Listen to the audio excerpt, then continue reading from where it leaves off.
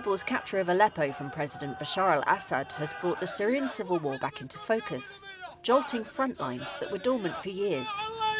Assad's government has vowed to fight back, and Russia has launched airstrikes in support. H.A. Hellier of the Royal United Services Institute. I think he will try to crush the rebel advance in whatever way that he can.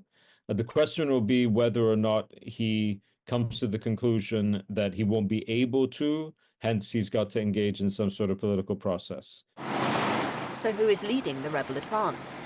A group called Hayat Tahrir al-Sham, or HTS, launched the campaign. Led by Abu Muhammad al-Golani, HTS was formerly called the Nusra Front and was al-Qaeda's official wing in the Syrian war until it broke ties in 2016. It has long been dominant in Idlib, part of the northwest that stayed under rebel control for the past few years. And it's designated a terrorist group by the United States, Russia and Turkey. Another rebel alliance has launched a separate offensive from areas north of Aleppo. They're backed by Turkey and fight under the banner of an armed opposition group called the Syrian National Army. So why has the conflict flared now?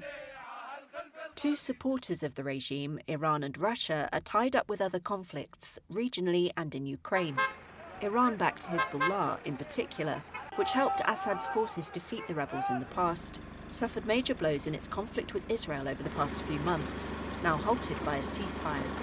Speaking in Turkey, the head of Syria's main opposition abroad, Hadi al-Bahra, said the preparations to seize Aleppo began a year ago, but were delayed by the wars between Israel and Hamas in Gaza and Israel and Hezbollah in Lebanon.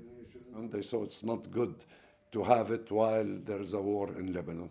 So the moment there were a ceasefire in Lebanon, they found that the opportunity is good for them to start.